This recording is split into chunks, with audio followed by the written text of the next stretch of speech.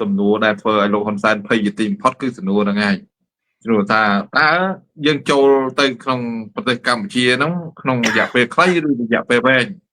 អាហ្នឹងដែលជាចំណុចមួយដែលគាត់ព្រួយបារម្ភបំផុតបើយើងប្រកាសប្រាប់ថាយើងទៅថ្ងៃណានោះគាត់មិនសូវព្រួយទេគាត់អត់សូវព្រួយទេណាបរដ្ឋាប៉ុន្តែបើសិនជាយើងមិនគេថាមិនប្រកាសមុនឧទាហរណ៍ថារាល់ដងយើងតែងតែប្រកាសមុនដល់ប្រកាសមុនគាត់សប្បាយចិត្តណាប្រកាសមុនគាត់ត្រៀមតែសារណាដូចគេអត់ប្រកាសដូចលោកបងសៃរ៉ាស៊ីគាត់លើកមកអញ្ចឹងគាត់ថារាល់ដង FBI គេជូនដំណឹងទៅយូរអាហ្នឹងទុករៀបចំខ្លួនមុនតែមិនថាណាគេទៅដល់ពលានយន្តហោះហើយបានគេប្រាប់ថាខ្ញុំមកដល់ហើយសុំអ្វីដែលជាគោលដៅគេបង្ក្រាបសុំអ្នកឯងចូលរួមសហការនៅពេលនោះបងប្អូនជាពិសេសគឺលោករដ្ឋាតលាកខោលាកមិនតាន់ហ្មង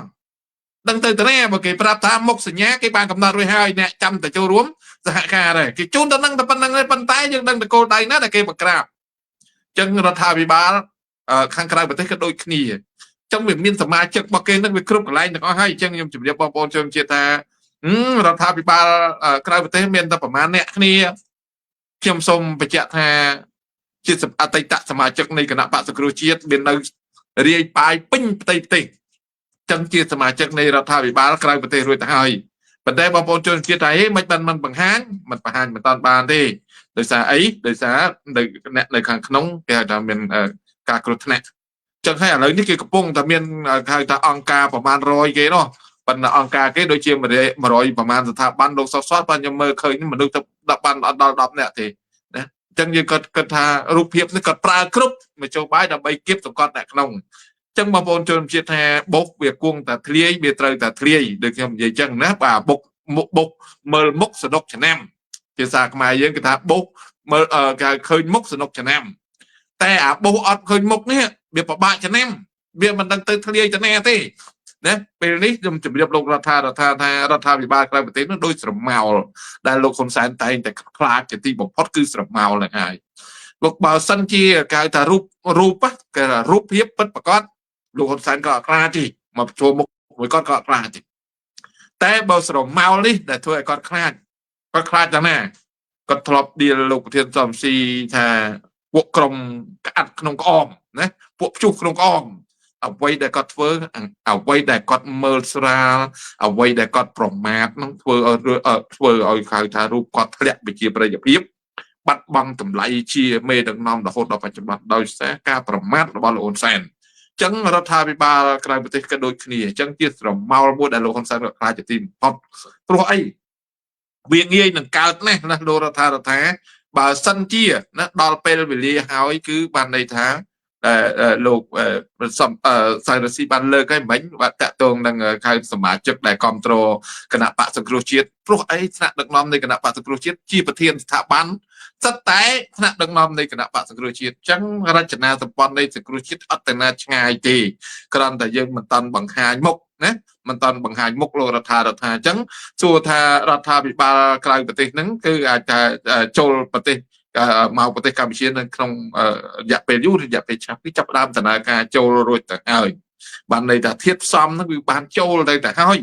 ក៏ប៉ុន្តែនៅខៅថាពេលវេលាមួយដែលថាកំណត់ដែលថាមកដល់នៅក្នុងការដាក់សម្ពាធដោយលោកហ៊ុនសែនអញ្ចឹងលោកហ៊ុនសែនគាត់មានរឿងគ្រប់ណារឿងគ្រប់ណាប្រឈមជាមួយថៃផងប្រឈមជាមួយបណ្ដាប្រទេសដែលជាសម្ព័ន្ធមិត្តធ្វើឲ្យមានការអន្តរពលចិត្តតាក់ទងនឹងការចាប់ចម្រិតការបោកប្រាស់តាមគេហៅថាលបែងអនឡាញនេះគឺបាត់នៅធ្វើឲ្យគេអន់ចិត្តគ្រប់គ្នាតែម្ដងលោកហ៊ុនសែនគាត់អត់មានពេលវេលាដើរទៅលងចិត្តគេដើម្បីធ្វើដូចមុនឲ្យគេត្រូវមួយលោកហ៊ុនសែនមិនគឺអត់អាចទេហេតុអីបានន័យថាវាចាក់រឹសជ្រៅទៅហើយរបបឲ្យគេថាពួកអក្រិតជនវាចាក់រឹសជ្រៅចឹងទោះបីលោកហ៊ុនសែនព្យាយាមបង្ក្រាបក៏គាត់អត់មានឆន្ទៈក្នុងការបង្ក្រាបមូលហេតុអីក្រុមគ្រួសារលោកហ៊ុនសែនគាត់ចូលជ្រៅពេកបានតែចូលជ្រៅមែនទែនរហូតដល់ការកំណត់មុខសញ្ញាពី FBI សហរដ្ឋអាមេរិកក៏ដូចក្រសួងរដ្ឋាភិបាលសហរដ្ឋអាមេរិកក្នុងការបង្កក្នុងការដាក់មុខសញ្ញាជនណាខ្លះដែលជាមុខសញ្ញានៅពីក្រោយពួកអក្រិតជនហៅថាលបែងពាណិជ្ជកម្មឬយើងហៅថាលបែងអនឡាញនេះនោះណាចឹងបានន័យតាំងពីនេតសវឿនតាំងពីឌីវិជាកូនប្រសាលោកហ៊ុនសែនមានតាំងពីគៀកយឹមលះដែលបងថ្លៃហ៊ុនម៉ាណីខ្ញុំបានន័យថាមកគ្រួសារនឹងចង់ទៅទាំងអស់ហើយហ្នឹង ណាបោកតងណេតសវឿនបោកទាំងសសុខាហើយសសុខានេះបងប្អូនជនជាតិមានសំណួរមួយដែលលើកឡើងថាសសុខាខុសពីសខេងសសុខាក៏មានចំណុចអវិជ្ជមានមួយបានន័យថាការជាប់គំនាបរបស់ហ៊ុនសែនតាំងពីដែលលោកគ្រួសារលោកហ៊ុនសែនលោកសសុខាប្រពន្ធលោកសសុខាហ្នឹងកូនរបស់លោកកែកំយ៉ានហ្នឹងគាត់បើកក្រុមហ៊ុនមួយធ្វើឲ្យមានគេហៅថាជាពាក់បំណុលគឺមានការបោកប្រាស់បានន័យថាគេបោកប្រាស់ប៉ុន្តែអ្នកដែលរងថ្មបាក់គឺប្រពន្ធសសុខានិងលោកសសុខាណាបាត់ដូចជា40ប្រហែលលានដុល្លារទេតែក៏បាត់ហ្នឹងក៏40លានដុល្លារជាងអញ្ចឹងបានន័យធ្វើឲ្យផ្ទុកក្រុមហ៊ុននឹងមួយរហូតដល់ហ៊ុនសែនបំរុងចាប់លោកសសុខាដាក់គុកនិងប្រពន្ធដាក់គុកតាំងពីសម័យនោះប៉ុន្តែហ៊ុនសែនគាត់ឆ្លាតគាត់ទុកអាល្បិចមួយដើម្បីចងសសុខាឲ្យប្រព្រឹត្តបទល្មើសដើម្បីចិញ្ចឹមគ្រួសារលោកហ៊ុនសែនក៏ដូចសម្រាប់លុយគ្រប់គង់ការពារអំណាចរបស់លោកហ៊ុនសែននេះជារឿងពិតមួយណាអញ្ចឹងបានន័យថាស៊ីកែកំយ៉ានអស់ហើយកូនលោកកែកំយ៉ានដែលប្រពន្ធលោកសសុខាក៏ត្រូវរងនៅគេហៅថាការកំណៀបរបស់លោកហ៊ុនសែនតាមរយៈមានការបោកប្រាស់នៅក្នុងក្រុមហ៊ុនប្រពន្ធលោកសសុខានឹងតែម្ដងលុយដូច40លានជាងអញ្ចឹងបានន័យថារឿងហ្នឹងវិញហ៊ុនសែនអត់ចាប់សសុខាដាក់គុកទេដោយសារគាត់ទុកយកមកដើម្បីបំរើផលប្រយោជន៍លោកហ៊ុនសែនរហូតដល់បច្ចុប្បន្នណាលោកឲ្យលោកសសុខាធ្វើអីក៏ត្រូវតែធ្វើដែរចាក់ស្ដែងកូនរបស់លោកសខេងជាចំណាប់ខ្មាំងរបស់លោកហ៊ុនសែនរួចស្រេចទៅហើយណាដោយការអនុវត្តដូចខ្ញុំថ្ងៃមុនយើងមើលឃើញដូចសរដ្ឋាស្នងការខេត្តបរសេនុណាហៅអនុប្រធាននាយកដ្ឋានទៅធ្វើកិច្ចសន្យាណាឲ្យនាយកប្រធានអនុប្រធាននាយកដ្ឋានសុខចិត្តទៅធ្វើកិច្ចសន្យាឲ្យស្នងការខេត្តនៅពេលដែល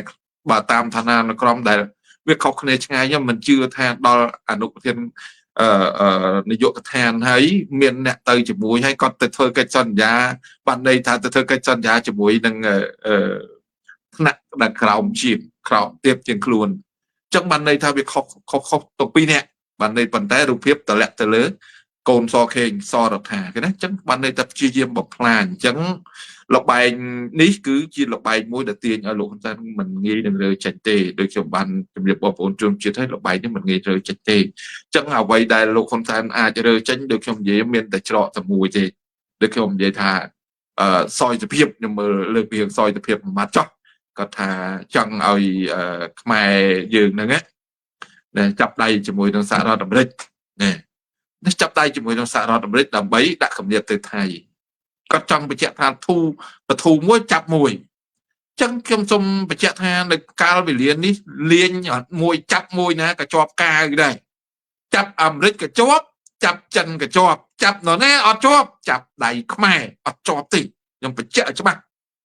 អត់ជាប់ទេមិនទៅបាច់ពឹងនរណាទាំងនោះជឿខ្ញុំហ៊ុនសែនអត់បាច់ពឹងនរណាទេបងប្អូនជនជាតិអត់បាច់ពឹងខ្ញុំសូមបញ្ជាក់ចាប់ដៃខ្មែរបានរួចចាប់ដៃអាមេរិកក៏ជាប់គំនាបរបស់ចិននឹងដាក់សម្ពាធហើយចាប់ដៃចិនអាមេរិកដាក់សម្ពាធបើចាប់ដៃខ្មែរអ្នកទាំងពីរមិនអាចដាក់សម្ពាធបានទេយើងកសាងឥទ្ធិពលរបស់យើងឡើងវិញណាក្នុងនាមផលប្រយោជន៍ជាតិបើនៅឯឆ្លាតជាតិយើងក៏គិតអាចចំណុចក្រំតែលោកដៃចាប់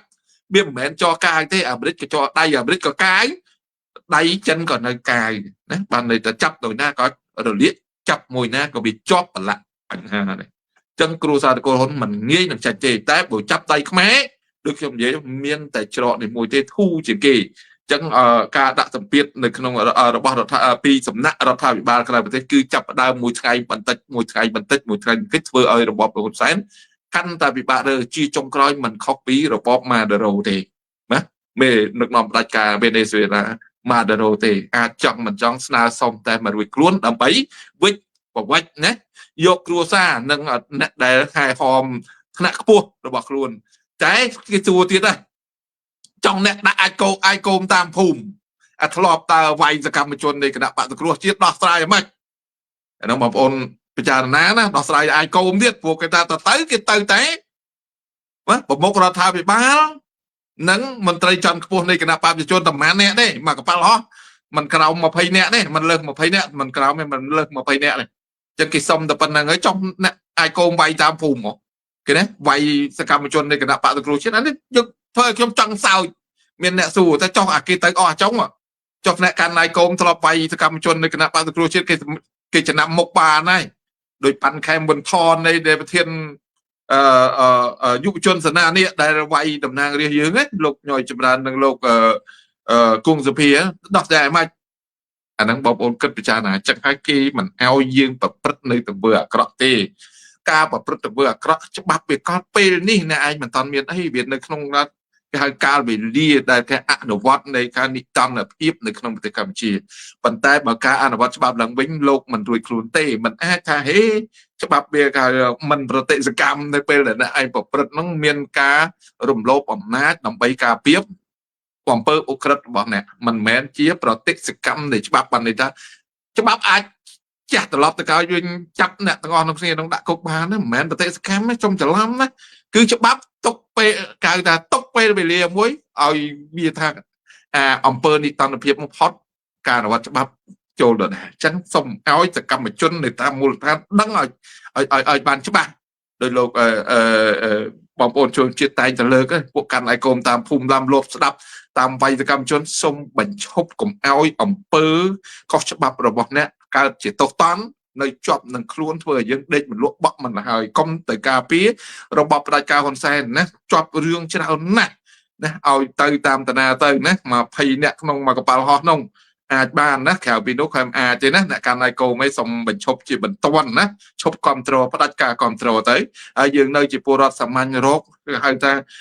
ស៊ីចិញ្ចឹមជីវិតតាមសមាអាជីវនោះទៅណាកុំឲ្យប្រព្រឹត្តនៅបាត់ល្មើសប្រតិជាពិសេសកងកម្លាំងប្រដាប់អាវុធគ្រប់ចន្ទថ្នាក់គេយកតែមេទេចំពោះបងប្អូនដែលបង្ក្រាបគេហៅថាសកម្មជននៃរដ្ឋាភិបាលក្រៅប្រទេសគឺអ្នកកំពុងតែប្រឈមមុខនឹងបញ្ហាផ្លូវច្បាប់នៅពេលដែលការហៅថាលោកហ៊ុនសែនមិនអាចការពារបងប្អូនបានអញ្ចឹងសូមបងប្អូនសូមមេត្តាកុំប្រព្រឹត្តនៅអំពើខុសច្បាប់ដែលធ្វើឲ្យរូបកាយរបស់យើងប្រឡាក់ជាប់នៅតែអំពើមួយដែលច្បាប់នឹងអនុវត្តមកលើខ្លួនយើងអញ្ចឹងចាប់ទោសចាប់តន់យើងអត់ចង់ទេណាក្នុងនាមរដ្ឋាភិបាលក្រៅប្រទេសគេអត់ចង់ទៅចាប់បងប្អូនដាក់គុកទេគេចង់កសាងប្រទេសឲ្យវារីកចម្រើនជឿនលឿនប៉ុន្តែបើបងប្អូននៅតែប្រព្រឹត្តអានឹងច្បាប់អត់អាចទេណារដ្ឋាភិបាលក្រៅប្រទេសអត់អាចជួយបានទេបើយើងប្រព្រឹត្តខុសច្បាប់ដោយការធ្វើសកម្មភាពធ្វើបាបធ្វើទុកបុកម្នេញប្រជាពលរដ្ឋខ្មែរអានឹងអត់អាចការពារបានទេណាអត់អាចទេអញ្ចឹងត្រូវតែអនុវត្តច្បាប់ដូចគ្នាណាបាននៃពលរដ្ឋគ្រប់រូបមានគេហៅថាមានសិទ្ធិប៉ុនគ្នាណាទទួលខុសត្រូវចំពោះមុខច្បាប់ដូចគ្នាណានៅពេលដែលការប្រព្រឹត្តនៃបទល្មើសរបស់ខ្លួនអញ្ចឹងបានន័យថាកុំប្រព្រឹត្តបទល្មើសណាបានន័យថាគេសុំតែប្រមាណអ្នកទេណាឲ្យរួចខ្លួនដូចម៉ាតារ៉ូអញ្ចឹងអ្នកកាន់ឯកុំចាស់ជាពិសេសខ្ញុំសូមជូនដំណឹងទៅថ្ងៃនេះណាអ្នកកាន់ឯកុំកុំទៅប្រព្រឹត្តបទល្មើសជាពិសេសកងកម្លាំងប្រដាប់អាវុធកុំគ្រប់គ្រងរបបផ្ដាច់ការមិនយូរអង្វែងទេវានឹងវិនិច្ឆ័យអន្តរាយក្នុងពេលដ៏ខ្លីខាងមុខនេះបាទអរគុណច្រើនដល់សិស្សបាទសូមអរគុណដល់បងមែនតើដែលបានបង្ហាញនៅចំនួនដែលបងរដ្ឋាគាត់សួរណាអញ្ចឹងមានន័យថាជាសមោលចលនាជាតិតស៊ូដល់បង្កើតរដ្ឋាភិបាលក្រៅប្រទេស$23ហ្នឹងគឺដែលដឹកនាំដោយលោកប្រធានសំរងស៊ីហ្នឹងគឺបានចូលទៅក្នុងប្រទេសហើយប៉ុន្តែគាត់ជាសមោលដោយបង Finland គាត់ថាអញ្ចឹងអំពើអាក្រក់ដើរកភ័យដេកកភ័យស៊ីកភ័យដែរឃើញកូនប្រពន្ធខ្លួនឯងកភ័យដែរនេះគឺពិតណាបង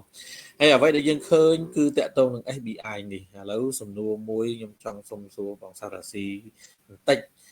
ដោយសារការបង្ក្រាបរបស់ FBI នេះចូលក្នុងប្រទេសហាក់បីដូចជាលោកហ៊ុនសែនកំពុងតែស្លន់ស្លោភ័យមែនតែនដោយអ្វីដែលបង Chenland គាត់លើកឡើងអញ្ចឹងភ័យមែនតែនក្នុងការដែល FBI តើវាអាចនឹងរលាយទេតកតងនឹងរដ្ឋាភិបាលរបស់លោកហ៊ុនម៉ាណែតលោកហ៊ុនសែននឹងជាមួយនឹងការបង្ក្រាបរបស់ក្រុម FBI ទៅលើក្រុមក្រិតជនដែលមានលោកចិនស៊ីនេះជាមេខ្លោងតើវាអាចទេរបបលោកហ៊ុនសែននឹងវានឹងរលាយឬក៏វានឹងរលត់នៅពេលដែលចាប់ផ្ដើមមកការបង្ក្រាបរបស់ FBI ទៅលើក្រុមអក្រិតជនតាមប្រព័ន្ធអនឡាញដែលមានលោកចិនស៊ីនេះបាទអញ្ចឹងសូមជួយបងសារ៉ាស៊ីជួយបង្ហាញប្រាប់បងប្អូនប្រិយមិត្តតិចទេតើវានឹងរលាយទេនៅពេលដែលព្រមគ្នានៅពេលដែលចាប់បានចិនស៊ី គឺរបបលោកហ៊ុនសែនត្រូវតែលាយដែរបាទអញ្ចឹងសូមគ្រប់ចេញបងបាទ អរគុណសំណួរនេះសំណួរចាក់ដោតមែនតើអរគុណហើយបងប្អូនប្រហែលជាគាត់កំពុងតែរងចាំនៅសំណួរនេះបងប្អូនឥឡូវនេះគេតាមរកចិនស៊ីហើយចិនស៊ីនឹងជា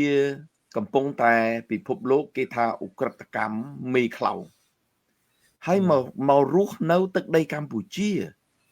ហើយមករស់នៅទឹកដីកម្ពុជាហើយណាជានរណាតួនាទីគាត់ជានរណាបងប្អូនឆ្លើយសិនតួនាទីគាត់ជានរណាជាទីប្រឹក្សារបស់លោកហ៊ុនម៉ាណែតជាទីប្រឹក្សារបស់លោកហ៊ុនសែនជាទីអតីតទីប្រឹក្សារបស់ហេងសំរិនរបស់អីទៀតឥទ្ធិពលគាត់ធំណាស់ហើយមានតួនាទីស្មើនឹងរដ្ឋមន្ត្រីទៀតបើនិយាយអនន្តរស័ក្តិស្មើនឹងរដ្ឋមន្ត្រីមិនតូចទេណាបងប្អូននៅពេលដែលចិនស៊ីคล้ายទៅជាអ ுக ្រិតជនឆោបោកពិភពលោកដែលសហរដ្ឋអាមេរិកនិងបណ្ដាប្រទេសតាមចាប់សួរថាអ្នកណានៅពីក្រោយនៅពេលដែលចាប់ចិនស៊ីហើយគេត្រូវសម្អាតអ្នកណាដែលនៅពីក្រោយនេះដែលជាការសំខាន់ណាចោលរឿងមួយហើយអ្នកណាអ្នកការពារចោលអញ្ចឹងគេត្រូវតែកំទេចអ្នកការពារចោលគេអត់អាចទុកបានទេបើសិនជាគេចាប់ចោលបានហើយទុកអ្នកការពារចោលអញ្ចឹងអ្នកការពារចោលផលិតចោលបង្កើតតទៅទៀតណាអញ្ចឹងបងប្អូន 100% លើកនេះលោកហ៊ុនសែនគឺចុះទឹកកពើឡើងលើខ្លះហើយគាត់អត់អាចរើបានទេហើយមួយទៀត3ខែខាងមុខនេះថៃគេនៅមានការបោះឆ្នោតតំណាងរាស្ត្រនៅប្រទេសថៃហើយការបោះឆ្នោតនៅប្រទេសថៃគឺគេមានបោះឆ្នោតមួយនៅក្នុងប្រអប់គេនឹងគេឲ្យប្រជាពលរដ្ឋគេបោះឆ្នោតថាតើលុប MOU ជាមួយលោកហ៊ុនសែនឬមួយក៏នៅបន្តបើលុប MOU ជាមួយនឹងលោកហ៊ុនសែនស្មើនឹងប្រជាជនបកគលឲ្យថៃវាយលោកហ៊ុនសែនហើយបើវាយលោកហ៊ុនសែនបងប្អូនពិចារណាសម័យឃើញទៅគឺថៃគេមានបំណងគឺកំតិចរបបលោកហ៊ុនសែននឹងដោះស្រាយកំតិចរបបលោកហ៊ុនសែនចោលពួកគេគិតថាបើទុកលោកហ៊ុនសែនប្រទេសថៃក៏គេអត់បានសុខដែរអញ្ចឹងនេះគោលដៅរបស់គេហើយយើងមើលនយោបាយរបស់ថៃកាលដែលវាយនៅប្រាសាទព្រះវិហារឆ្នាំ2008បងប្អូនប្រជាជនថៃអត់មានគាំទ្ររដ្ឋាភិបាលឲ្យវាយខ្មែរតាក់ទងនឹងព្រះវិហារទេអត់មានប្រកាសធ្វើនយោបាយដើម្បីឲ្យស្អប់របបលោកហ៊ុនសែនទេតែមកលើកនេះប្រជាជនថៃស្អប់លោកហ៊ុនសែនហើយរដ្ឋាភិបាលគេធ្វើនយោបាយធ្វើឲ្យប្រជាជនគេស្អប់លោកហ៊ុនសែនរហូតដល់គេយករូបថតលោកហ៊ុនសែនយកទៅដាក់ធ្វើផ្ទាំងស៊ីបបាញ់លេងបាញ់ចំកណ្ដាលក្បាលទៀតយករូបថតលោកហ៊ុនសែនផ្ដិតដាក់លើស្បែកជើងដើម្បីពាក់ស្បែកជើងជន់លោកហ៊ុនសែននៅបាតជើងគេទៀតយករូបលោកហ៊ុនសែនយកទៅដាក់ផ្លូវចូលផ្សារនៅនឹង floor នៅនឹងដីដើម្បីឲ្យប្រជាជនគេដើរកន្លងជន់ក្បាលលោកហ៊ុនសែនទៀតនេះជានយោបាយមួយដែលគេធ្វើឲ្យប្រជាជនគេស្អប់លោកហ៊ុនសែនអញ្ចឹងបើបោះឆ្នោតខ្ញុំជឿថាគេគ្រប់គ្រងឲ្យលុប MOU ជាមួយនឹងលោកហ៊ុនសែនបើលុប MOU ស្មើជាមួយនឹងវាយលោកហ៊ុនសែននឹងនយោបាយបែបគេធ្វើនេះអញ្ចឹងលោកហ៊ុនសែនអត់មានច្រកទេហើយបើលោកហ៊ុនសែនមិនដោះស្រាយពីរឿងព្រំប្រទល់ឲ្យប្រជាពលរដ្ឋខ្មែរទេគេទាអីបាននឹងលោកហ៊ុនសែនប្រឈមជាមួយនឹងប្រជាពលរដ្ឋខ្មែរសួរថាតើគាត់រត់ទៅណាមិនចុះទឹកកពើឡើងលើខ្លាចូលព្រៃបលាចូលផ្សារបលីហើយមែនមកបងប្អូនពិចារណាណាគឺរបបលោកហ៊ុនសែនគ្មានផ្លូវទេអន្តរជាតិចូលមកប៉ុណ្ណេះហើយមិនត្រឹមតែ SBI ទេបងប្អូនឃើញហើយសូម្បីតែប្រទេសកូរ៉េណាដែលទាហានកូរ៉េគេចុះមកតាមរករបស់ប្រជាពលរដ្ឋគេបងប្អូនឃើញទេគេចូលគេយកទាហានយកប៉ូលីសរបស់គេ ចូលមករកដោយខ្លួនគេស្អីគេអាហ្នឹងដោយសារអីណាធម្មតាច្បាប់អន្តរជាតិមិនអាចយកបលិទាហានទាំងឯងមករកនៅក្នុងប្រទេសខ្ញុំទេតែគេដឹងថាលោកហ៊ុនសែនធ្វើខុសច្បាប់អញ្ចឹងគេមានសិទ្ធិអញ្ចឹងថ្ងៃនេះគេយកបលិទាហានគេមករកថ្ងៃក្រោយគេអាចយកបលិទាហានគេមកចាប់លោកហ៊ុនសែនបានអត់បងប្អូនពិចារណាមើលជាពិសេសឥឡូវហ្នឹងមកដល់ SBI បើគេសុំច្បាប់លោកហ៊ុនសែនពីមុនអានឹងយើងគួរតែជឿថាគេមកគេសុំលោកហ៊ុនសែនបើលោកហ៊ុនសែនអត់ឲ្យចូលគឺគេអត់អាចចូលបានទេតែនេះមុនគេចូលមកដល់ហើយបានគេប្រាប់លោកហ៊ុនសែនថាខ្ញុំមកដល់ហើយមុន2ម៉ោងគេចូលមកដល់រួចបាត់ហើយអាហ្នឹងហើយបងប្អូនពិចារណាបញ្ហាហ្នឹងអញ្ចឹងរបបលោកហ៊ុនសែនលែងនៅហើយខ្ញុំឃើញបងអូនធីរ៉ាគាត់បានលើកមួយទៀតថាដូចរដ្ឋាភិបាលដូចលោកម៉ាដារ៉ូហ្នឹងគឺស្អីឡើងកប៉ាល់ហោះចេញទៅហើយស្រុកខ្មែរហ្នឹងអាចឡើងកប៉ាល់ហោះមកកប៉ាល់ហោះចេញទៅសួរទៅប្រទេសណាទៅនៅឋានប្រច័នណាប្រជាពលរដ្ឋខ្មែរឥឡូវនេះណាទូទាំងពិភពលោកទាំងញូហ្សេឡង់ទាំងសហរដ្ឋអាមេរិកទាំងកាណាដាទាំងអីអ្នកប្រជាធិបតេយ្យនៅគ្រប់ប្រទេសមិនដូចជំនាន់មុនទេដែលអាចហោះទៅជ្រកនៅឯណាបានឥឡូវនេះខ្មែរទូទាំងពិភពលោកស្អប់លោកហ៊ុនសែនសួរមកកប៉ាល់ហោះនឹងទៅប្រទេសណាគាត់អាចហោះចេញបានមិនដូចបងអូនធីរ៉ាបានលើកអញ្ចឹងក៏ប៉ុន្តែសួរទៅប្រទេសណាវាអាចថាទៅដល់ប្រទេសណាក៏ប្រជាជនខ្មែរទៅអង្គុយចាំនៅពលានកប៉ាល់ហោះនោះណាសួររត់ទៅខាងណានេះខ្ញុំមើលទៅដល់ពេលវេលាហើយមួយទៀតសំណួរសួរថាតើរដ្ឋាភិបាលក្រៅប្រទេសនឹងចូលស្រុកខ្មែរពេលណាខ្ញុំជម្រាបឲ្យពលរដ្ឋខ្មែរឲ្យបានជ្រាបណាខ្ញុំសៅរាស៊ីកាន់ស្ថាប័នមួយដែលគេហៅថាស្ថាប័នរៀបចំដីធ្លីនិងជួយពលរដ្ឋក្រីក្រនៅក្នុងស្ថាប័នមួយនេះគ្របដណ្ដប់4ក្រសួងទី1ក្រសួងបរិស្ថានទី2ក្រសួងធនធានទឹកទី3ក្រសួងគេហៅសូរិយោដីហ្នឹងគឺនគររូបនីយកម្មនិងសំណង់និងទី4ក្រសួងកសិកម្មហ្នឹងមានរុក្ខាប្រមាញ់ជាមួយនឹងនេសាទអញ្ចឹង4ក្រសួងនេះគឺគ្របដណ្ដប់ក្រោមស្ថាប័នរៀបចំដីធ្លីនិងជួយពលរដ្ឋក្រីក្រសួរថាតើយើងស្ថាប័នទាំង4ហ្នឹងសកម្មជនថ្នាក់ដឹកនាំតែនៅក្រៅប្រទេសឲ្យធ្វើការតាក់ទងសូរិយោដីនគររូបនីយកម្មនិងសំណង់គឺយើងមានទំនាក់ទំនងនៅក្នុងស្រុក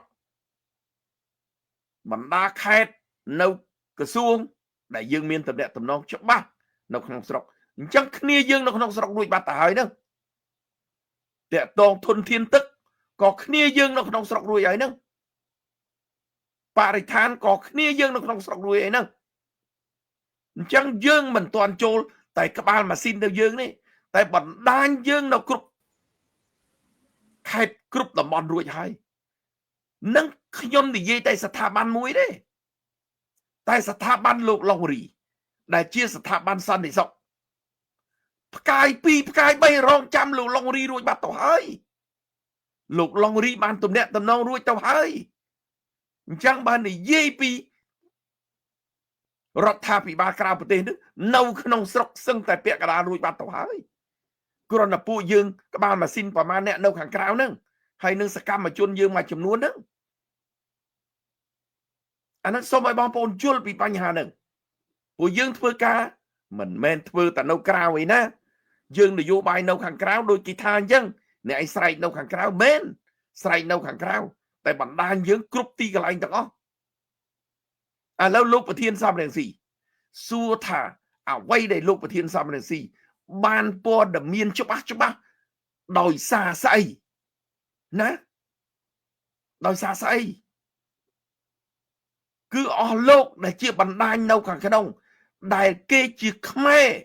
គេស្រឡាញ់ជាតិដែរ កូនគាត់កើតនៅទីហ្នឹងចៅគាត់នៅទីហ្នឹងចៅទួតគាត់នៅទីហ្នឹងបើអត់ពីគាត់នៅពេលដែលគាត់អស់អំណាចទៅថាតើពួកគាត់ទៅណាកូនចៅលោកហ៊ុនសែនបកពួកលោកហ៊ុនសែនអាចទៅទិញសញ្ជាតិគេបានតែកូនចៅពួកគាត់ណាផ្ញើលុយខ្ញុំនិយាយឲ្យចំផ្សាយឈុំផ្ញើលុយតែប្រហែលលានចេញមកក្រៅលោកហ៊ុនសែនមិនទាំងឲ្យផ្ញើចេញផងមិនផ្ញើលុយចេញទៅក្រៅចង់រត់ចោលគ្នានៅជាមួយសន្តិភាពនឹងអត់កើតទេសិតអញ្ចឹងអស់លោកមួយចំនួនមិនមែនតែលោកតាសាយឈុំទេគ្រប់ទាំងអស់ចង់វាយលុយចេញគឺវាយអត់បានទេលើកលែងតែក្រុមការងាររបស់គេដែលនៅក្រៅប្រទេសគេចង់វាយប្រមាណក៏បានដែរតែអស់លោកថ្នាក់ដឹកនាំមួយចំនួនធំចង់វាយលុយមកទិញផ្ទះមកអីចង្អៀតមែនតែនមិនងាយបានថាវិការចេញទេអានឹងដោយសារអីសូម្បីតែអស់លោកដែលធំក៏លោកហ៊ុនសែនគៀបសង្កត់ដែរអញ្ចឹងសួរគាត់សប្បាយចិត្តនឹងរស់នៅជាមួយលោកហ៊ុនសែនទេអត់ទេតែគាត់មិនទាន់ហ៊ានចេញមុខហើយដោយក្រសួង2ដែលយើងមើលទៅលោកហ៊ុនសែនអត់ទុកទេគឺក្រសួងការពារជាតិនិងក្រសួងសន្តិសុខជាតិគឺក្រសួងមហាផ្ទៃនឹងឯងលោកហ៊ុនសែនមិនអាចឲ្យអ្នកណាមកគ្រប់គ្រងក្រសួងនឹងក្រៅពីគ្រួសារគាត់ទេអញ្ចឹងយើងមើលទៅសសុខាលោកហ៊ុនសែនប្រគៀងចូលឲ្យអ្នកឯងប្រឡាក់ជាមួយខ្ញុំថ្ងៃក្រោយគឺគាត់យកលេសថាសសុខាប្រឡាក់នឹងហើយគាត់យកលេសធ្វើបាបគ្រួសារលោកសខេងនឹងតែម្ដងទាសីហាថ្ងៃក្រោយលោកហ៊ុនសែនត្រូវតែយកក្រសួងនឹងដាក់ចូលនៅក្នុងគ្រួសារគាត់អញ្ចឹងអស់លោកទាំងពីរគ្រួសារនឹងបើអស់លោកមិនដោះស្រាយមិនគិតពីខ្លួនអស់លោកទេបន្តិចទៀតអស់លោកជាប់ទ្រង់មុនគេមុនប្រជាពលរដ្ឋខ្មែរមុនទាហានខ្មែរអស់លោកត្រូវយល់ពីបញ្ហានឹងលោកហ៊ុនសែនពីក្រសួងនឹងលោកហ៊ុនសែនមិនប្រឡែងឲ្យអ្នកណាក្រៅពីគ្រួសារគាត់ទេហើយបើតាមយើងដឹងមុនដែលលោកហ៊ុនម៉ាណែតឡើងក្លាយទៅជានាយករដ្ឋមន្ត្រីលោកហ៊ុនសែនក៏ចង់បំបែកក្រសួងមហាផ្ទៃនឹងជាពីរដែរឲ្យទៅក្រសួងសន្តិសុខជាតិហើយនឹងក្រសួងមហាផ្ទៃក្រសួងសន្តិសុខជាតិអាចគ្រួសារលោកហ៊ុនសែនដូចជាលោកណេតសាវឿនកាន់ក្តាប់សន្តិសុខជាតិទៅហើយលោកសសខាកាន់ក្តាប់មហាផ្ទៃទៅហើយមហាផ្ទៃមានអីមេឃុំចវាយស្រុកចវាយខេត្តហ្នឹងមានអីមានកំភ្លើងមានអាវុធអីគេសន្តិសុខជាតិបានមានអាវុធអញ្ចឹងគាត់ចង់រុញបំបែកតាំងពីមុនហ្នឹងមកតែដោយសារឥទ្ធិពលលោកសខេងគាត់ខ្លាំងដែរធ្វើឲ្យលោកហ៊ុនសែនមិនអាចធ្វើអីបានក៏ប៉ុន្តែសួរថាសំណួរសួរថាលោកសខេងបានសុខទៀតទេបើសិនជាគ្រួសារលោកនៅគ្រប់គ្រងចម្លើយគឺអត់បានសុខទេលុះត្រាតែគ្រួសារលោកហ៊ុនសែនគ្រប់គ្រងទាំងអស់លោកត្រូវគេជន់កកទាំងអស់អានឹងបានអាចសុខអានឹងបងប្អូនខ្មែរត្រូវមើលឃើញពីបញ្ហាហ្នឹងហើយក្នុងនាមខ្ញុំកាន់ស្ថាប័នដីធ្លីយើងត្រូវមានគោលនយោបាយច្បាស់ណាស់តាក់ទងជាមួយអីដីធ្លីរាល់ថ្ងៃក្រៅសំណួរបន្តិចលោកសុសលខ្ញុំចង់ជម្រាបឲ្យប្រជាពលរដ្ឋបានដឹងដីធ្លីជាគោលនយោបាយរបស់គណៈបករបស់ណែរដ្ឋាភិបាលក្រៅប្រទេសតាមប្រសាសន៍របស់លោកប្រធានសំរងស៊ីប្រជាពលរដ្ឋណាក៏ត្រូវមានដីដែរពេលដែលរដ្ឋាភិបាលថ្មីចូលទៅដឹកនាំប្រទេសតើបានដីពីណាមកដីសៅរ៉ាស៊ីដីលោកប្រធានសំរងស៊ីមិនមែនទេគឺដីដែលរាល់ថ្ងៃរដ្ឋាភិបាលលោកហ៊ុនសែនធ្វើវិនិយោគទុនទៅឲ្យបរទេស2លាន3សែនហិកតាដីនេះគឺជាដីខុសច្បាប់មិនបានខ្ញុំនិយាយថាដីនេះជាដីខុសច្បាប់ច្បាប់វិនិយោគទុនគឺដោយសាររដ្ឋាភិបាលប្រទេសនោះមិនមានថវិកាដើម្បីវិនិយោគទុននិងមិនមានទីផ្សារដើម្បីវិនិយោគទុននៅលើដីហ្នឹងអញ្ចឹងវិនិយោគទុនឲ្យបរទេសក៏ប៉ុន្តែច្បាប់វិនិយោគទុនអ្នកឯងជួលដីវិនិយោគទុននៅលើដីកម្ពុជាដាច់ខាតត្រូវតែយកពលករកម្ពុជាយកមកធ្វើការនៅលើទីហ្នឹងតែយើងមើលដីសម្បត្តិទៅឲ្យយួនដាំ ចំការកៅស៊ូសួរថាតើមានប្រជាពលរដ្ឋខ្មែរប្រមាណអ្នកទៅធ្វើការនៅលើចំការកៅស៊ូនឹងសុទ្ធសឹងតែយួនដែលគេយកមកធ្វើការនៅលើចំការកៅស៊ូនឹង1 ហិកតាគេដាក់មកគ្រួសារចុះរាប់លានគ្រួសារតើប្រមាណលានគ្រួសារមកលើទឹកដីកម្ពុជានេះជាវិបត្តិធ្ងន់ធ្ងរដែលសូម្បីតែបណ្ឌិតកែមលីមុននឹងគេសម្រាប់លោកបានលើកពីបញ្ហានេះដែរណា99ឆ្នាំមកគ្រួសារគេដាក់1 ហិកតា99ឆ្នាំថាតើមកគ្រួសារនឹងកើតកូនបានប្រមាណចៅប្រមាណចៅទួតប្រមាណតើយើងសង្ឃឹមនឹងយកទឹកដីកម្ពុជានឹងមកវិញទេដីវិនិយោគទុននឹងមកវិញទេអញ្ចឹងហើយបានខ្ញុំនិយាយថាដីនឹងគឺជាដីខុសច្បាប់ហើយមានជាង2លាន3សែនហិកតាបូកនឹងដីនៅខេត្តកំពង់ឆ្នាំងនិងខេត្តពោធិ៍សាត់នៅជួរភ្នំកវាញធ្លាយមកដល់ជួរភ្នំគុក280000ហិកតាទៀតអញ្ចឹងដីនឹងវាចូល2លាន5សែនហិកតាបើយកមកចែកប្រជាពលរដ្ឋមកគ្រួសារកន្លះហិកតា គឺយើងអាចចែកបាន5លានគ្រួសារបើចែក5លានគ្រួសារណាក៏មានដីនៅដែរអញ្ចឹងពលករខ្មែរដែលទៅរស់នៅប្រទេសថៃដែលពេលគាត់ទៅគាត់នៅលីវគាត់អត់បានទិញដីទុកទេអញ្ចឹងរដ្ឋាភិបាលថ្មីនឹងប្រកាសឲ្យគាត់ត្រឡប់មកវិញមកទទួលដីដែលរដ្ឋចែកឲ្យក្រោយពីចែកឲ្យគាត់ធ្វើកសិកម្មនៅលើដីគាត់រដ្ឋរកទីផ្សារឲ្យគាត់រដ្ឋបង្កើតសាលារៀននៅទីហ្នឹងបង្កើតផ្សារឲ្យគាត់អញ្ចឹងគាត់អាចរស់បានគាត់មិនពិបាកទៅស៊ីឈ្នួលនៅបរទេសទេនេះជាគោលនយោបាយធំរបស់ស្ថាប័នដីធ្លីតាក់ទងជាមួយនឹងពលរដ្ឋក្រីក្រជួយពលរដ្ឋក្រីក្រថាតើពលរដ្ឋណាដែលក្រីក្រគឺពលរដ្ឋដែលគាត់នៅតាមស្រែចម្ការនឹងហើយដែលគាត់ក្រីក្រអញ្ចឹងគាត់មានដីរដ្ឋរកទីផ្សារឲ្យគាត់ណាមិនមែនស្រូវ1គីឡូ600អញ្ចឹងទេរាល់ថ្ងៃនេះបងប្អូនបើស្រូវ1គីឡូ1200ដូចឆ្នាំតមិញប្រជាពលរដ្ឋដែលនៅប្រទេសថៃត្រឡប់មកវិញលោកហ៊ុនសែនមិនបាច់អំពាវនាវឲ្យប្រជាពលរដ្ឋមកទេគាត់មកឯងស្រូវ1គីឡូបើ700ឡើងអានឹងប្រជាពលរដ្ឋអាចរស់បានហើយតែបើ600ដោយរាល់ថ្ងៃគឺគាត់ស្លាប់ហើយគាត់រត់ចោលស្រុកទៀតហើយអញ្ចឹងយើងតាមដានច្បាស់ពីបញ្ហាហាងឆេងស្រូវពីបញ្ហាមូលហេតុអីបានជាស្រូវចុះថោករដ្ឋាភិបាលថ្មីនឹងដោះស្រាយបញ្ហានឹងជូនប្រជាពលរដ្ឋខ្មែរអញ្ចឹងមិនបាច់អំពាវនាវទេប្រជាពលរដ្ឋខ្មែរត្រឡប់ពីស្រុកក្រៅមកវិញព្រោះគាត់អត់ចង់រស់នៅប្រទេសគេទេគាត់ធ្វើស្រែអាចចំណេញបានរស់បានរឿងអីគាត់ត្រូវទៅវេទនាបែកប្រពន្ធបែកកូនបែកម្ដាយបែកឪពុកទៅនៅបរទេសធ្វើអីនេះជាចំណុចសំខាន់ដែលរដ្ឋាភិបាលមានគោលការណ៍ច្បាស់លាស់ដើម្បីដោះស្រាយរឿងដីធ្លីជួយពលរដ្ឋក្រីក្រតាមរយៈរដ្ឋចែកដីឲ្យប្រជាពលរដ្ឋអានឹងសូមឲ្យបងប្អូនជ្រាបពីបញ្ហាហ្នឹងបញ្ហាមួយទៀតតកតងរឿងដីដែលលោកហ៊ុនសែនឲ្យអុកញ៉ាឲ្យអស់លោកធំធ្វើបាបប្រជាពលរដ្ឋឧទាហរណ៍ដូចដីនៅបទុមសាគរណាដីដែលមានប្លង់ដីត្រឹមត្រូវប្លង់រឹងលោកហ៊ុនសែនបង្កើតគេហៅថាអនុក្រឹត្យលុបក្បាលដីលេខ1លេខ2លេខ3រាប់ពាន់ក្បាលដីយកដីនឹងយកទៅលក់ឲ្យចិនដើម្បីធ្វើពលានកប៉ាល់ហោះនៅបទុមសាគរណាប្រជាពលរដ្ឋធ្វើបាតកម្មរាប់10ឆ្នាំសួរថាដោះស្រាយគាត់ទេអត់រដ្ឋាភិបាលថ្មី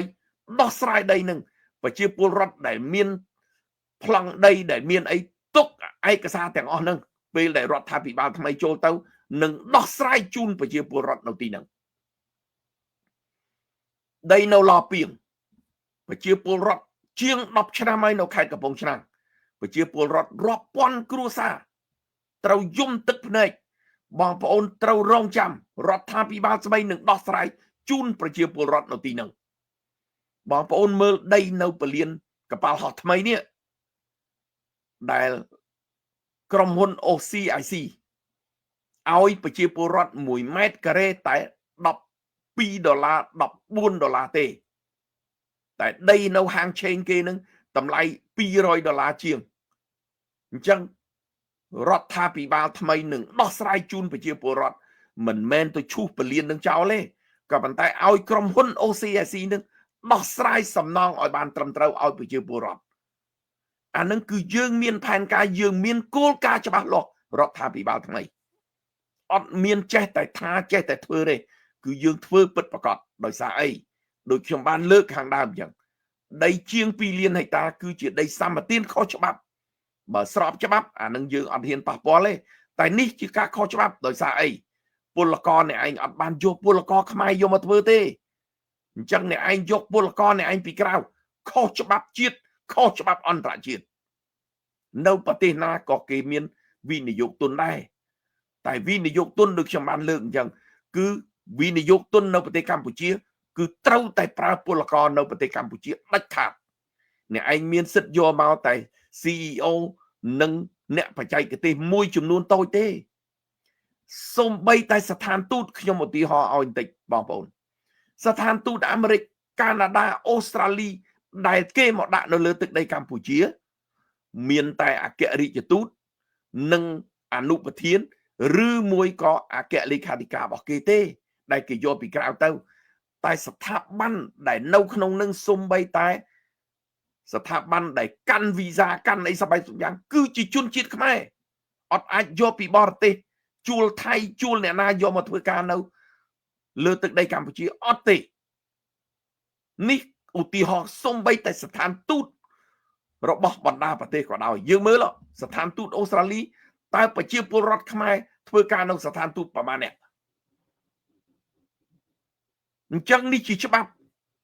អន្តរជាតិបងប្អូនឲ្យយល់ពីបញ្ហាហ្នឹងទឹកដីវិនិយោគទុនក៏ដូចគ្នាអញ្ចឹងរដ្ឋាភិបាលថ្មីមានសិទ្ធិដកដីវិនិយោគទុនណាដែលខុសច្បាប់យកមកចែកឲ្យប្រជាពលរដ្ឋខ្មែរអញ្ចឹងប្រជាពលរដ្ឋខ្មែរត្រូវមានក្តីសង្ឃឹមនេះជាគោលការណ៍របស់រដ្ឋាភិបាលថ្មី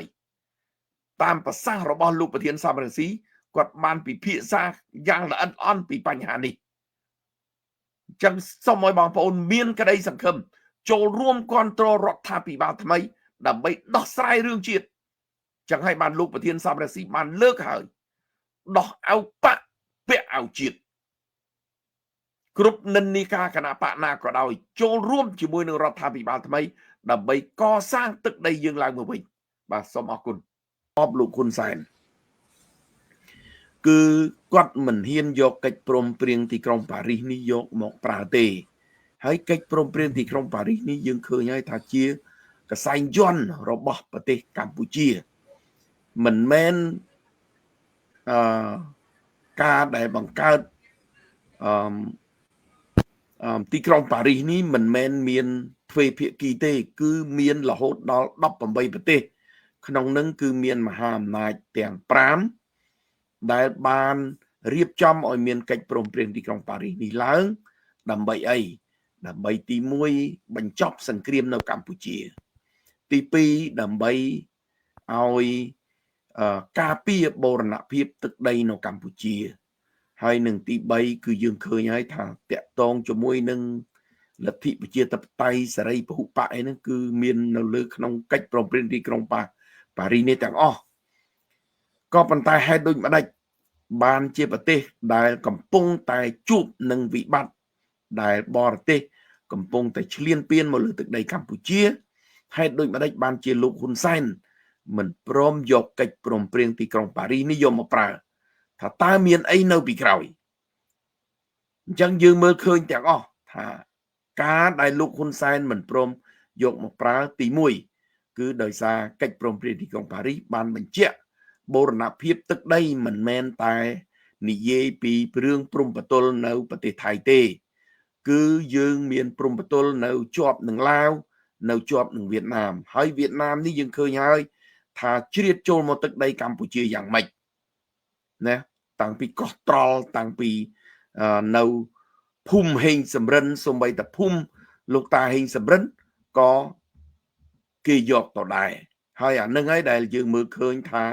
លោកហ៊ុនសែនគាត់មិនយកមកប្រើទេគឺដោយសារអីគឺកាលណាយកមកប្រើវាប៉ះពាល់ទៅដល់ឥទ្ធិពលនៃរបបគាត់ព្រោះគាត់ក្រោមរណបរបស់ថ្នាក់ដឹកនាំគឺប្រទេសវៀតណាមនេះឯងអញ្ចឹងដោយសារគេលើកបន្ទប់គាត់មកអញ្ចឹងគាត់មិនហ៊ានប៉ះពាល់ជាមួយនឹង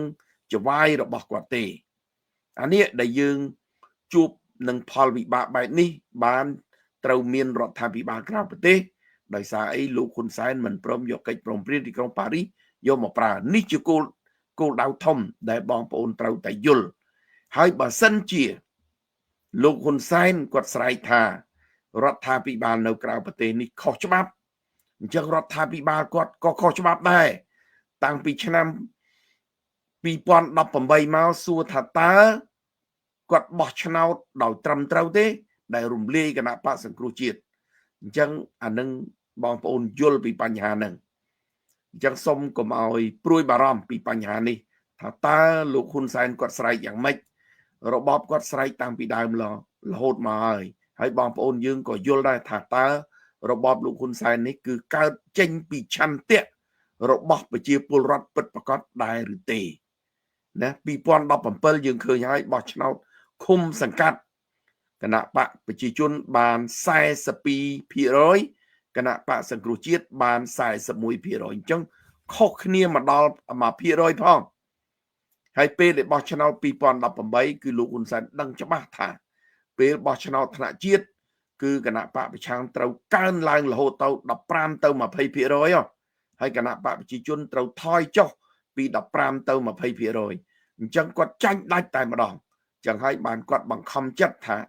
ត្រូវតែរំលាយគណៈបកសង្គ្រោះជាតិនឹងទី1ទី2នៅពេលដែលបោះឆ្នោតនៅ2014ពេលដែលសភាបានចូលជាមួយនឹង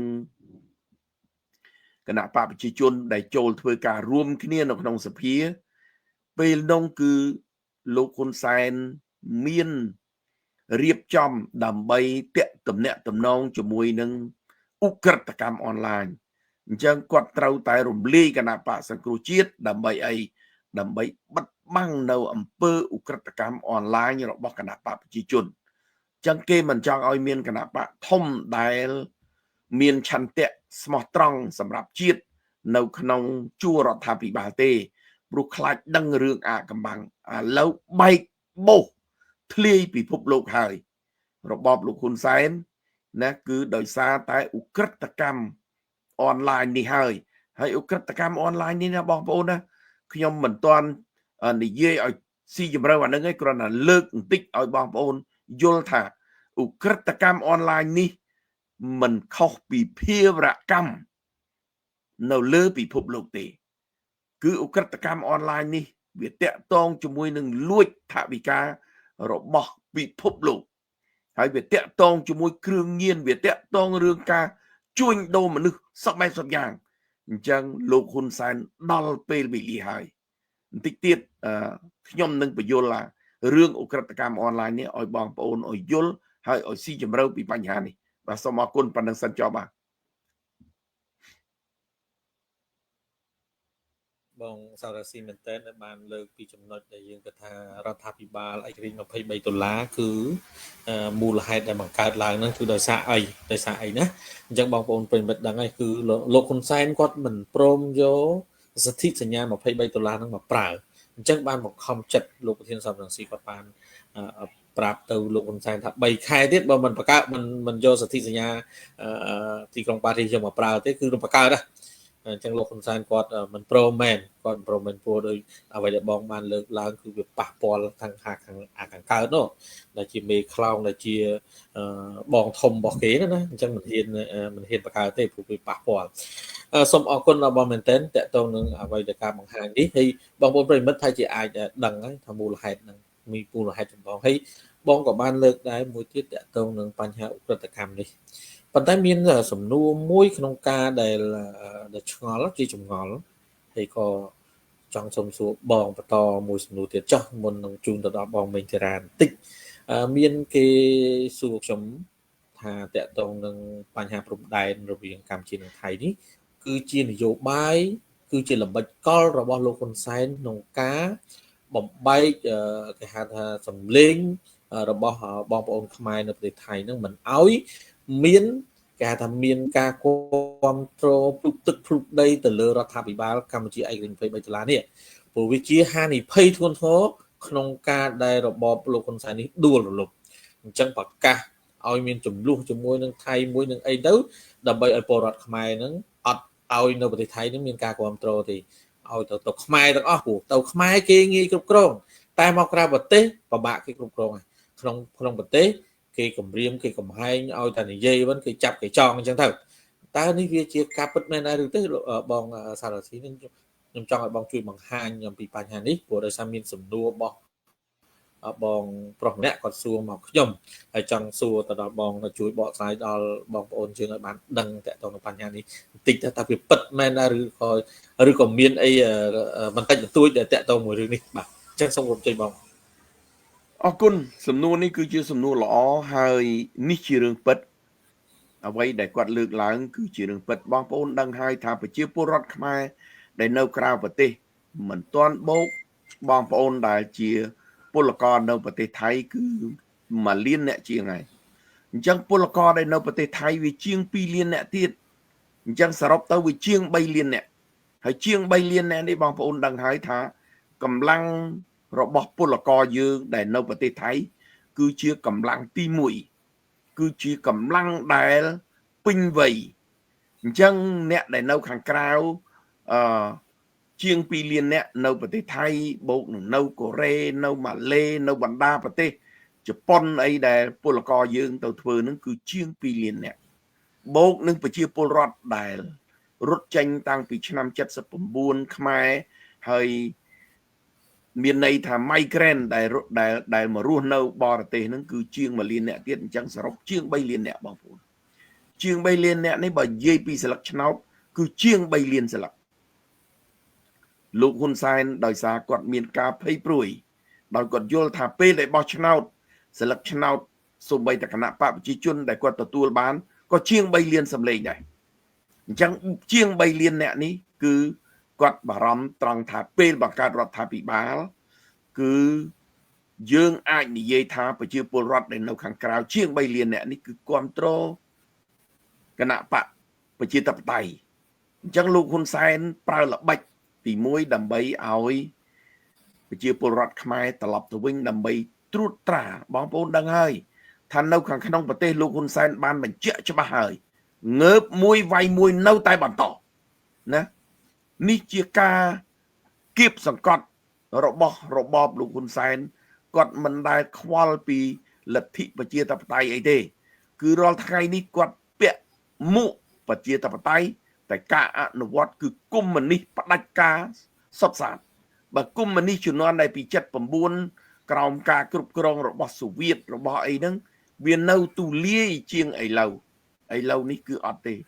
គឺធ្ងន់ធ្ងរជាងឆ្នាំ79 80ទៀតបងប្អូនពាក់ផ្លាកប្រជាធិបតេយ្យតែសេរីប្រជាធិបតេយ្យតែអំពើដែលគាត់ធ្វើគឺខូខើជាទីបំផុតអានឹងហើយដែលគាត់ចង់គ្រប់គ្រងបញ្ហាមួយទៀតបងប្អូនឃើញថាប្រជាពលរដ្ឋខ្មែរដែលនៅប្រទេសថៃដែលគាត់មករស់នៅទីនឹងថាតើមូលហេតុអីបានជាគាត់រត់ចេញមកប្រទេសថៃដោយសារអីគឺដោយសារអំពើនៃរដ្ឋាភិបាលមិនយកចិត្តទុកដាក់ពីជីវភាពរបស់ប្រជាពលរដ្ឋខ្មែរធ្វើស្រែខាតដាំស្រូវខាតណាធ្វើចំការសពបែបសពយ៉ាងគឺសេដ្ឋកិច្ចខ្មែរលោកហ៊ុនសែនបានបកគលទៅឲ្យយួនសុទ្ធសាធដែលគេប្រវល់សេដ្ឋកិច្ចខ្មែរតាមចិត្តហើយលោកហ៊ុនសែនអត់ដែលខ្វល់ពីរឿងជីវភាពរបស់ប្រជាពលរដ្ឋខ្មែរអត់ខ្វល់ពីរឿង EBA អត់ខ្វល់ពីរឿង GST បងប្អូនឃើញទេសូម្បីតែសហគមន៍អឺរ៉ុបនៅពេលគេកាត់ GST 20% អត់ណែ EBA 20% គឺគេព្រួយបារម្ភថាលោកហ៊ុនសែនគឺជួបជាមួយនឹងវិបត្តិសេដ្ឋកិច្ចធ្ងន់ធ្ងរណាស់នៅកម្ពុជាគាត់អត់មានខ្វល់អីតិចសូម្បីសហរដ្ឋអាមេរិកណាកាត់ GST គេហៅ GSP នៅសហរដ្ឋអាមេរិកនៅខាង New Zealand ហៅ GST ណា 15% ក៏គាត់អត់មានខ្វល់អីតិច រឿងអីដែលគាត់ត្រូវខ្វល់គាត់អត់ខ្វល់ទេនេះជាណាជីវភាពរបស់ប្រជាពលរដ្ឋអញ្ចឹងគាត់អត់ខ្វល់ទេហើយបើនិយាយពីរឿងកាត់ពីរឿងពន្ធវាប៉ះពាល់ទៅដល់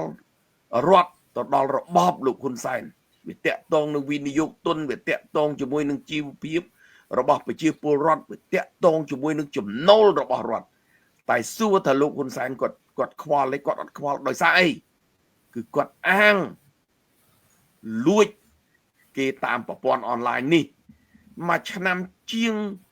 $19,000 លានហើយបងប្អូនពិចារណាមើលណាគាត់លួចបានជាងពាក់កណ្ដាលនៃថវិការបស់ប្រជាពលរដ្ឋខ្មែរទាំងមូលដែលរកចំណូលដែលបរទេសគេទៅវិនិយោគទុនខំរកស៊ីធ្វើការមនុស្ស17 លាននាក់ដែលរកស៊ីចំណូលទាំងដើមទាំងចុងណាគឺបានតែជាង30,000 លាននេះអញ្ចឹងលោកហ៊ុនសែនបានចំណូលពីការលួចគេនេះជាងពាក់កណ្ដាលហើយរឿងអីគាត់ទៅខ្វល់ពីបញ្ហាដែលគេកាត់ចំណូលកាត់ស្អីសពបែបស្យ៉ាងគាត់អត់មានខ្វល់ទេបងប្អូនអានឹងហើយដែលវាគ្រោះថ្នាក់សម្រាប់ជាតិយើងនឹង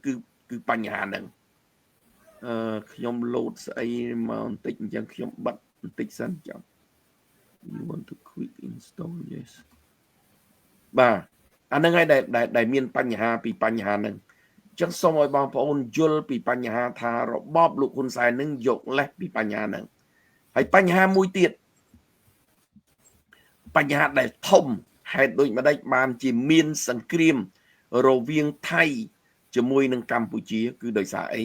គឺដោយសារអ្នកស្រីថែថងថាន់ដែលជាកូនរបស់សាក់ស៊ីននៅពេលដែលអន្តរជាតិគេបានរុញឲ្យប្រទេសថៃនឹងសម្អាតឧក្រិដ្ឋកម្មអនឡាញណា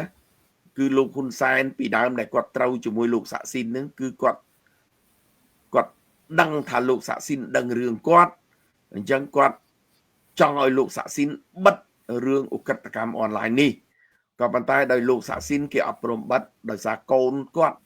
ដែលជាយុវជនចំនួនក្រោយដែលដឹកនាំប្រទេសថៃអញ្ចឹងគេចង់សម្អាតគេឈ្មោះប្រទេសថៃគេដែរអញ្ចឹងគេសម្អាតនៅប្រទេសថៃវាពាក់ព័ន្ធមកដល់ខ្មែរអញ្ចឹងលោកហ៊ុនសែនអត់សប្បាយចិត្តទេណាអត់សប្បាយចិត្តដែលខ្លាំងមែនតែនគឺនៅពេលដែលអ្នកស្រីថៃថងថាន់គាត់មកសម្ពោធអីមួយនៅខាងអរញ្ញហ្នឹងគឺគាត់ចង្អុលមកខាងកើតហ្នឹងគាត់ថាគាត់ត្រូវសម្អាតឧក្រិដ្ឋកម្មអនឡាញដែលនៅខាងកើតផ្ទះរបស់គាត់ណាអានឹងឯងដែលលោកហ៊ុនសែនខឹងខ្លាំងមែនទែនរហូតមែនអ្នកស្រីថៃថងថាន់បានសុំនិវេតក្រហមឲ្យប៉ូលីសអន្តរជាតិគេចូលមកចាប់នៅកាស៊ីណូនៅប៉ោយប៉ែតគឺកាស៊ីណូរបស់លោកកុកអានដែលគេរំដោះអ្នកដែលរងគ្រោះដោយការចាញ់បោកនៅឧក្រិដ្ឋកម្មអនឡាញនេះនៅកាស៊ីណូនៅប៉ោយប៉ែតគឺមានតាំងពីវៀតណាមមានតាំងពីថៃនិងបណ្ដាប្រទេសផ្សេងទៀត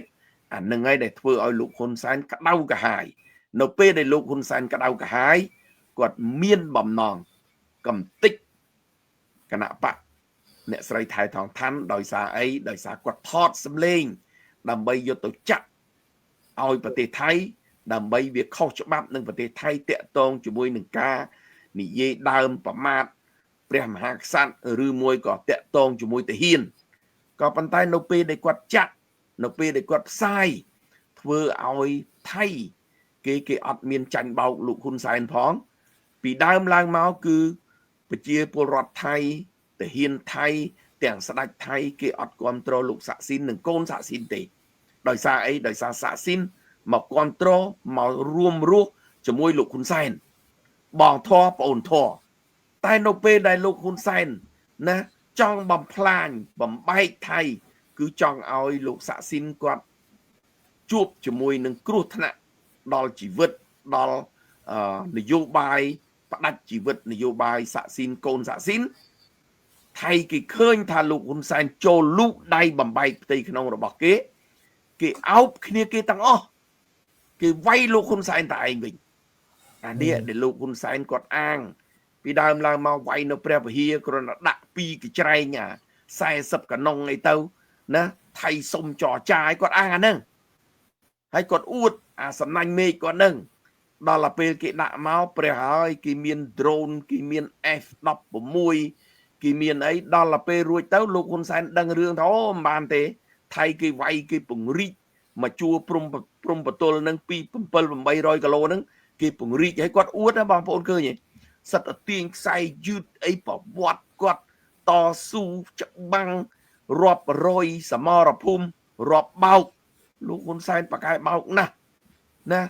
សមរភូមិគាត់នឹងដូចលោកប្រធានសំរងស៊ីគាត់បានលើកអញ្ចឹងសមរភូមិមួយជំនាន់សមរភូមិតាក់ទងរឿងលួចមាន់នោះអានឹងនិយាយទៅវាអាក្រក់មើលអាក្រក់ស្ដាប់ក៏ប៉ុន្តែគាត់បោកថៃលែងបានគាត់បោកគេលែងបានអញ្ចឹងនៅពេលដែលគេប្រើអាវុធយុទ្ធភ័ណ្ឌទំនើបមកគាត់ភ័យនៅទួលកសាំងគាត់នៅតរុនកដោរហូតព្រោះគេប្រើ drone គេទិញពីអ៊ុយក្រែននេះមកគេប្រើតែ drone 50មិនដឹងលោកហ៊ុនសែនរត់ទៅច្រកណាទេបងប្អូនអានឹងហើយបានរហូតក្រោយពីវាយថៃនឹងមកណាគាត់អស់ខ្យល់គាត់អស់ឥទ្ធិពលអញ្ចឹងក្រោយឡើងមកបងប្អូនឃើញហើយបានលោកដូណាល់ត្រាំនឹងមកចរចារៀបកុំឲ្យមានសុខសន្តិកុំឲ្យមានសង្គ្រាមឲ្យជួបនឹងសន្តិភាពនឹងលោកហ៊ុនសែនទាំងឪទាំងកូននឹងលើកដៃបួងសួងអស់ហើយណារហូតដល់គោរពដូណាល់ត្រាំដោយព្រះអាទិទេពអញ្ចឹងក៏ប៉ុន្តែដោយសារអី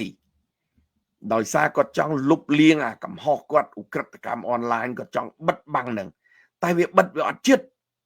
ព្រោះសហរដ្ឋអាមេរិកពីដើមមិនសូវប៉ះពាល់សហរដ្ឋអាមេរិកនៅល្មមទេដល់ប៉ះពាល់ផលប្រយោជន៍សហរដ្ឋអាមេរិក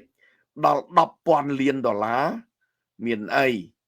គេរើឥឡូវអាមេរិកក៏រើអង់គ្លេសក៏រើអញ្ចឹងបណ្ដាប្រទេសផ្សេងទៀត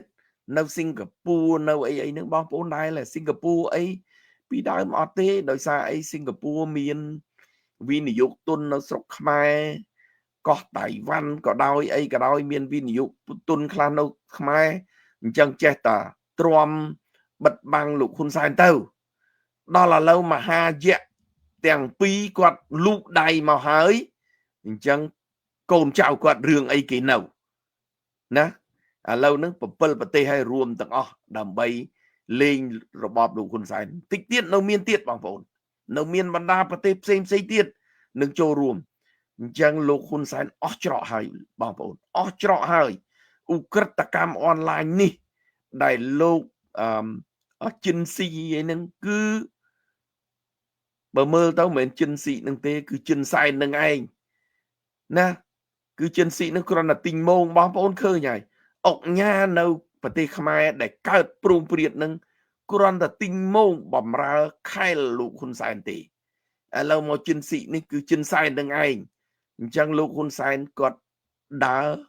លើសបន្ទាត់ក្រហមហើយបើលើសប៉ុណ្ណេះហើយបងប្អូនណាដូចខ្ញុំបានជម្រាបអញ្ចឹងឧក្រិដ្ឋកម្មអនឡាញ1វាតាក់ទងរឿងគ្រឿងញៀននេះ2តាក់ទងរឿងគេហៅថាជំរិតមនុស្សនឹង3មិនបានជំរិតមនុស្សបងប្អូនដែលចាញ់បោកគេមកនៅស្រុកខ្មែរដែលជាង10,000 12,000 នាក់ដែលមកចាញ់បោកឧក្រិដ្ឋកម្មអនឡាញនេះមិនមែនឧក្រិដ្ឋកម្មអនឡាញទាំងអស់ទេគឺនិស្សិតដែលចប់ពីសាលាមកដែលគេអំពាវនាវឲ្យដាក់ពាក្យមកធ្វើការណាទី1គេថា office គេនឹងឆ្លងកាត់ថៃគេបោកថាធ្វើនៅថៃដល់ពេលមកដល់ថៃហើយគេបញ្ជូនមកអនុវត្តនៅប្រទេសខ្មែរមកដល់ជាប់ច្បាក់ជាប់ខ្នោះនៅនឹងក្នុងអូតែលនៅក្នុងកាស៊ីណូនឹងគេរុញឲ្យទី1មកដល់នេះគឺបោកជំរិតឪពុកម្ដាយដែលម្ចាស់ខ្លួននឹងឯងទី1ទី2ឲ្យខ្លួនម្នាក់ដែលមកនឹងណាជំរុញឲ្យហៅមិត្តភ័ក្តិ ថាខ្លួនឯងមកដល់នេះបានប្រាក់ខែ 7-8,000 សបាយរលុយបានអីសបាយអញ្ចឹងការបោកនឹងគឺទី1គឺបោក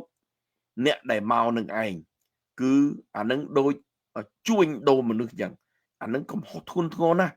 12,000 នាក់មិនមែនជារឿងចៃដន្យទេអានឹងទី1ទៅហើយទី2តាក់ទងនឹងគ្រឿងញៀនមកដល់នឹងត្រូវណាគ្រឿងញៀនសពបែបសពយ៉ាងបងប្អូនមានចាំទេកាលដែលលោកសខេងគាត់នៅរដ្ឋមន្ត្រីក្រសួងមហាផ្ទៃណាគ្រឿងញៀនដែលដឹកចូលកំពង់ស្ពឺលោកសខេងអត់ទាំងហ៊ានចាប់ផងថាតើលោកសខេងប្រពន្ធលោកសខេងដែលជារដ្ឋមន្ត្រីក្រសួងមហាផ្ទៃអត់ហ៊ានចាប់តើនរណាហានរណាដែលធំជាងលោកសខេងបងប្អូនមើលទៅនរណាគេលោកសខេងអត់ហ៊ានចាប់ហើយនរណាគេនៅស្រុកខ្មែរណាអានឹងហើយគ្រឿងញៀនហើយគ្រឿងញៀនដែលគេយកមកធ្វើនេះគឺទី1ដើម្បីអីដើម្បីនាំចេញទៅក្រៅទី2ដើម្បីអីបំផ្លាញយុទ្ធជនខ្មែរដែលនៅក្នុងស្រុកខ្មែរធ្វើឲ្យវង្វេងធ្វើឲ្យពុលទាំងអស់ណាទីបំផុតយុទ្ធជននឹងគឺបោឡែរៀនមិនបាននៅតាមភូមិកាប់គ្នាទៅអីទៅសបែបសយ៉ាងអ្នកណាអ្នកចូលមកជំនួសកូនគេខាងកើតណាគេមករៀនគេមកបានបរិញ្ញាគេលូកចូលនៅក្នុងជួររដ្ឋាភិបាលរាល់ថ្ងៃនេះនៅស្រុកខ្មែរ 70-80% សិតសឹងតែកូនយួនដែលកើតនៅលើទឹកដីខ្មែរដែលកំពុងធ្វើការនៅក្នុងរាជរដ្ឋាភិបាលអានឹងសូមឲ្យបងប្អូនយល់ពីបញ្ហាហ្នឹងចឹងអ្វីដែលយើងនិយាយនេះគឺសិតសឹងតែជាការពិតហើយបងប្អូនមើលឥឡូវគេប្រឡែងកូនយួនយកមកឲ្យនិយាយតាមប្រព័ន្ធ Facebook ដើម្បីឌីលអ្នកប្រជាធិបតេយ្យជេរលោកប្រធានសំរងស៊ីសបាយទុកយ៉ាងសុទ្ធសឹងតែកូនយួនទាំងអស់គ្មានកូនខ្មែរណាទេណាគឺកូនយួនដែលកើតនៅលើទឹកដីខ្មែរនិយាយខ្មែរច្បាស់ក៏ប៉ុន្តែគាត់នៅអាកតុយបៃឡាំបន្តិចហ្នឹងគឺគាត់អត់ចោលទេដូចស្រីនិចដូចផែងវណ្ណៈអីនេះបងប្អូនឃើញនរណាផែងវណ្ណៈស្រីនិចស្អីក្រុមកូនណែស្អីអីណែក្រុមព្រុកប្រាជ្ញអីគេនេះសុទ្ធសឹងតែជាកូនយួនដែលកើតនៅលើដីខ្មែរទាំងអស់បងប្អូនហើយមើលទៅរដ្ឋមន្ត្រីក្រសួងកាងារហេងសួរជានរណាណាបងប្អូនត្រូវយល់ពីបញ្ហាហ្នឹងចឹងកូនខ្មែរត្រូវតែយល់ហើយត្រៀមខ្លួនដើម្បីរំដោះទឹកដីកម្ពុជាយើងឲ្យរួចពីកញ្ញាំដៃរបស់គេណាគេថាងើបមួយវាយមួយយើងកុំងើបមួយយើងងើបទាំងអស់គ្នាវាយមួយវិញអានឹងសូមឲ្យបងប្អូនយល់ហើយត្រៀមទាំងអស់គ្នាខ្ញុំជឿថាដល់ពេលវេលាហើយអន្តរជាតិគេជន់កកសូម្បីតែ SBI សហរដ្ឋអាមេរិកគេចូលមកស្រុកខ្មែរគេមិនទាំងប្រាប់លោកហ៊ុនសែនផងតោះតែចូលមកដល់ហើយបានគេប្រាប់មុន2ម៉ោងថាគេមកដល់ហើយបងប្អូនមានចាំឯនៅរៀមពេលដែលសហរដ្ឋអាមេរិកគេសង្ស័យថានៅរៀមនឹងវាមានអាវុធយុទ្ធភ័ណ្ឌដែលលោកហ៊ុនសែនសុំកលុំជាមួយចិនដាក់អាវុធដាក់គ្រឿងចម្បាំងមករៀមសហរដ្ឋអាមេរិកគេចង់ដឹងគេចង់ចូលទៅមើលចូលបើកថាឲ្យគេចូលទៅមើលចូលទៅដល់ហើយមើលកន្លែងណាដែលគាត់ឲ្យមើលកន្លែងណាមិនឲ្យមើលគឺគេអត់ហ៊ានអត់មានសិទ្ធចូលទេណាលោកហ៊ុនសែនទប់គេបានទាំងអស់តែឥឡូវគេបញ្ចូល SBI គេមកគេមិនទាំងប្រាប់លោកហ៊ុនសែនដោយសារអីគឺគាត់លោកហ៊ុនសែនធ្វើខុសច្បាប់អន្តរជាតិលួចលុយសហរដ្ឋអាមេរិកហើយលួចលុយពិភពលោកអញ្ចឹងអ្នកឯងជាឧក្រិដ្ឋកម្មដែលឆោបោកពិភពលោកអញ្ចឹងអ្នកឯងខុសច្បាប់អញ្ចឹង SBI សហរដ្ឋអាមេរិកចូលមកតាមចិត្តអ្វីដែលគេអាចធ្វើបានណា Bill Clinton ដែលបាញ់ធ្វើភារកម្មបាញ់អាគាររបស់សហរដ្ឋអាមេរិក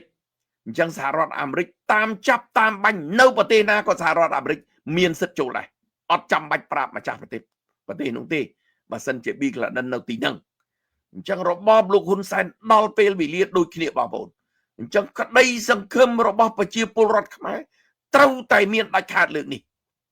បាទសូមអរគុណ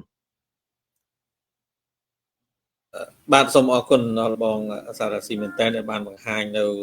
ការក្តីសង្ឃឹមចុងក្រោយមួយម៉ាត់នេះគឺបងប្អូនប្រជាពលរដ្ឋខ្មែរនៅក្នុងប្រទេសក៏ដូចជាក្រៅប្រទេសក៏សប្បាយចិត្តដែរព្រោះដោយសារជាក្តីសង្ឃឹមមួយដែលมันអាចកាត់ថ្លៃបានណាយើងចង់បានតែប៉ុណ្្នឹងទេទី1គឺចង់ឲ្យបងប្អូននៅក្នុងប្រទេសហ្នឹងគឺងើបទាំងអស់អ្វីដែលជាសារមួយដែលបងសារស៊ីលើកឡើងគឺងើបទាំងអស់វាយមួយណាងើបទាំងអស់វាយមួយព្រោះយុទ្ធសាស្ត្ររបស់លោកហ៊ុនសែនងើបមួយវាយមួយឥឡូវយើងនាំគ្នាងើបទាំងអស់មើលវាយតែមួយវិញបាទឥឡូវមានសំណួររបស់បងរដ្ឋាមួយចង់សួរបងមេធារាបន្តិចបងតាក់ទងនឹងរដ្ឋាភិបាលក្រៅប្រទេសហ្នឹងប៉ុន្តែបងសារស៊ីក៏បានលើកត្រួសដែរតាក់ទងជាមួយនឹងរដ្ឋាភិបាលក្រៅប្រទេសហ្នឹងតាក់ទងនឹងគោលនយោបាយហេតុអីបានបង្កើតរដ្ឋាភិបាលអញ្ចឹងទៅប៉ុន្តែឥឡូវបងរដ្ឋាក៏សួរថារដ្ឋាភិបាលក្រៅប្រទេសហ្នឹងមានកំណត់ពេលចូលប្រទេសអត់ខណៈដែលលោកហ៊ុនសែននេះកំពុងតែប្រកាច់ប្រកិនរដ្ឋាភិបាលនៅក្នុងប្រទេសនេះកំពុងតែបើនិយាយពីតកូលហ៊ុនហ្នឹងគឺកំពុងតែដូចត្រូវដបង3-4ដបងអញ្ចឹងឥឡូវតើរដ្ឋាភិបាលនឹងក្រៅប្រទេសនឹងកំណត់ពេលវេលាចូលយ៉ាងណាដែរបងបាទចឹងសូមជួយមកវិញច្រើនបាទអរគុណច្រើនលោកសស